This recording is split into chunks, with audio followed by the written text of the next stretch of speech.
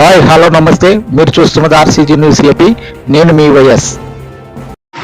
ఎవరిని అడ్వకేట్ పెట్టుకొని ఉంటే అడ్వకేట్ ద్వారా ఫైల్ చేయడం లేదా మీరు హాజరు కావడం, ఆరోగ్య సమస్యలు ఏమైనా ఉంటే క్లియర్గా కోర్టుకి విన్నవించుకొని తద్వారా వచ్చే డేట్ ద్వారా మళ్ళీ అక్కడ అటెండ్ అవ్వడం, ఇది జరగాలి. అలా జరగకుండా మీరు ఎక్కడ పడితే అక్కడ ఉండేసి రాకుండా నాకు చేయట్లేదు, అది తెలియదు ఇది తెలియదు అని చెప్పి రాకుండా ఉంటే ఈ యొక్క నెగ్లిజెన్సీకి మీరు రాకుండా ఉండేదానికి ఈ డబ్బులు ఇస్తారు. నాన్ బెయిలబుల్ వారెంట్ అంటారు. వీటి ద్వారా మళ్ళీ తీసుకెళ్ళి జైల్లో పెడతారు. ఈ కోర్టు కేసు ట్రయల్ అయిపోయే వరకు లోపల పెట్టారు. అర్థమవుతుందా? సో వాయిదాల డేట్ సక్రమంగా కనుక్కోండి, కరెక్ట్గా కోర్టుకు హాజరుగండి. మీరు ఇప్పుడైతే ఏవైతే నేరాలు చేసినారో అవి రిపీట్ కాకుండా ఎక్కడే కానీ మళ్ళీ ఇతర నేరాలు కూడా ఏమైనా చేయకుండా మీరు డైరెక్ట్గా కానీ ఇండైరెక్ట్గా కానీ ఎవరు పాల్గొనే విధంగా దయచేసి ఉండాలి. ఓకేనా? చెప్పింది అర్థమైంది కదా? ఎవరికైనా అర్థం కాలేదా? ఆదివారం కూడా పిలిచి మంచి ప్రవర్తనతో ఉండాలి.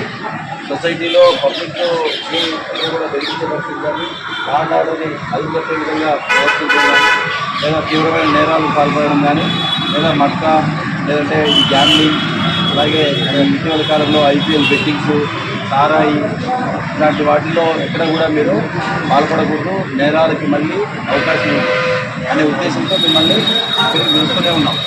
కానీ కొంతమంది రాకుండా ఏదో ఆపరింది అని చెప్పేసి మీరు ఏదో ఒక పని కల్పించుకొని పోయి రాకుండా ఉండడానికి కొంతమంది ప్రయత్నం చేస్తున్నారు. అలాగే కొంతమంది ఏమైతే మళ్ళీ కేసు అయితే జైలుపోవడం అంటున్నారు. జైలుపోవడం కాదు, మీడియా తెలుసు కదా, మీకు డిటెన్షన్ యాక్ట్, దీనికి సంవత్సరం జైలు లేదు. అలాగే ఎక్స్టర్న్మెంట్ అంటే జిల్లా బహిష్కరణ.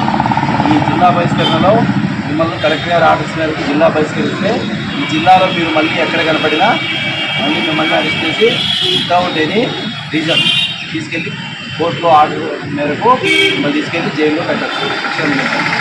సో ఈ నేరాలను మళ్ళీ మీరు రిపీట్ చేసినట్లయితే మీ మీద ఈ యొక్క చట్టాలని ప్రయోగించే అవకాశం ఉంది. కాబట్టి దయచేసి ఎవరు కూడా మళ్ళీ నేరాల్లో పాల్గొనాలనే ఆలోచన రావడము, లేదా రెచ్చగొట్టే చర్యలు చేయడము, లేదా నేరాలను డైరెక్ట్గా ఇండైరెక్ట్గా పార్టిసిపేట్ చేయడం అనేది ఇక్కడ జరుగుతుంది. ఆ ఉద్దేశంతో మిమ్మల్ని మీరు తెచ్చి ఒక్కొక్కసారి కౌన్సిలింగ్ చేస్తూనే ఉన్నాం. కానీ కొంతమంది అది తెలిసి అనుకోవాలా, తెలియక అనుకోవాలా, లేదంటే ఏమవుతుంది అనేటువంటి ఏ పొరపాటు అనుకోవాలా అర్థం కావట్లేదు. కొంతమంది మీ పని మీరు మా పని మేము అన్నట్టు కొంతమంది చేస్తున్నారు.